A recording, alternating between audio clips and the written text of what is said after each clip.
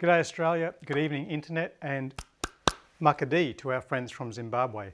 Welcome to the Wealth Boomerang Show. Is this a show about money? Well, yes and no. The real question is, what is wealth, and what does wealth mean to you? For those who are short on cash, additional money may give you a feeling of wealth. For those who already have millions of dollars, you may desire additional time to spend with your loved ones. An elderly billionaire may possibly be happy to give away millions of dollars to receive more years of life, or a sick millionaire may wish to give all their money for good health. Some people may want a deeper or more fulfilling spiritual connection. We define wealth as anything that you value. Whatever it is that you value most, that is what we want for your life. What is a boomerang? For our international guests, you may have seen boomerangs on TV or in cartoons. Basically a curved throwing stick. The boomerang has been used for thousands of years by Australian Aborigines for hunting and sport. If you throw it correctly, a returning boomerang will come back to you. However, if thrown badly, you may lose it forever. Welcome to the Wealth Boomerang Show. We believe that whatever you value is wealth to you, and we believe that whatever you send out will come back to you. Every week, we speak to people who have operated their wealth boomerangs correctly. They may have boomerang back from tragedy to triumph, or boomerang back from rags to riches. Either way, their stories will touch, move, and inspire you and instruct you on your journey. So sit back, relax, and welcome. I'm your host, Yvie Britton, and this is your Wealth Boomerang Show. Your head is there to dream your dreams. Your feet are there to follow through. Your heart is like a boomerang, boomerang. What you send out comes back to you. Boomerang, boomerang. Boomerang, boomerang. Look inside and you will find all your wealth's inside of you. Wealth starts inside your mind. Yvie Britton was born in Zimbabwe just after the War of Independence from the UK. She grew up during Zimbabwe's golden years when there was plenty of food, business was good and inflation was under control. However, by the time Yvie was in high school, the country was having problems with politics, wages, land reform, strikes and rapid inflation. The devaluing of the Zimbabwe dollar led to empty shops and widespread food shortages. Yvie was able to apply for university in Australia and left Zimbabwe at age 21 to study accounting and commerce in Brisbane. 10 years later, she's running her own business. She's married to an Aussie bloke, both of which make her very happy. Yvie, welcome to the Wealth Boomerang Show. Thank you. Thank you very much.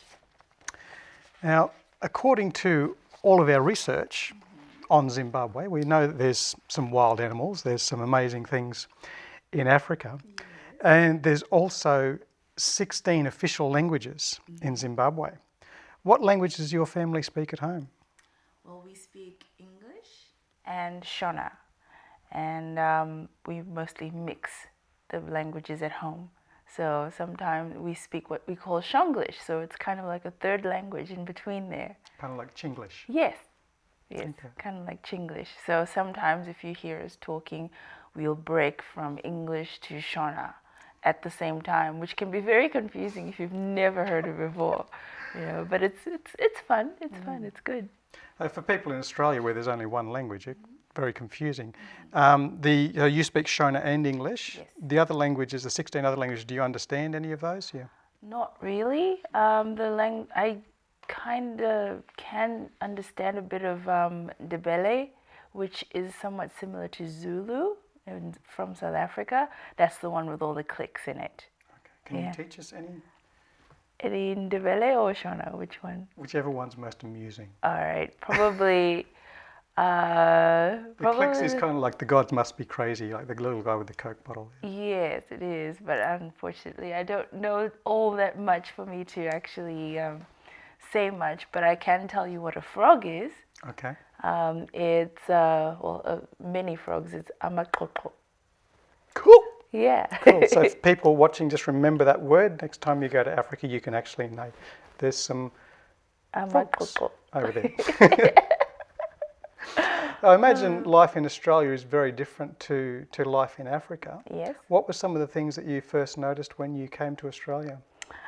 Lights. Lights. Lots of lights. Because when I left Zimbabwe, we were going through the shortages of electricity. So we'd have one day with electricity, one day without, and we wouldn't really know when it was all going to happen. So it was a comfort coming to Australia to be coming down on the plane, and you could see so much of the country, and I was so excited. I was like, oh my God, there's so many lights, what am I going to do with this? And that was the highlight, but the first highlight of my landing in Australia, the lights. There's electricity. Exactly. Awesome. And just ease of access of everything, you know, and, you know, being able to go anywhere in the city at any point in time at night and know that you're still safe. That was what was really good and different for me. Okay. Yeah. There's a lot of kids, when they go to university, that's their first time out from home. But you were going first time out from home, out to university, and also to another country. How scary was that? How difficult was it to adjust? It was, well, for me, it was actually quite exciting because I had wanted to travel all my life, and for me to know I was not only going outside of a country, but I was going to the other side of the world, literally for me. It was just so out there. And so I took it on with a very positive light. My first day was a little bit scary because I was like, I'm all alone. There's nobody else but me here. You know, I've traveled all this way, and there's no one to, you know, I can't pick up the phone and just drive down the road to Mum's house. No one to tell you the right bus to catch or where to get your food from or exactly, things like that. And not many people that I knew at all, you know. So it was a little bit scary that first day, but I was too excited most of the time to even think that I was just by myself. I imagine, like, Australia's got a reputation for being very multicultural, but of course there's some people around who may not have met anyone from Africa, haven't been there, don't know what it's like. So what would you say to them is probably the first understanding that they need to have? Well, that what you see on TV, the animals, and all that, is not exactly that. It's basically just like going to the city sometimes, but it just feels different.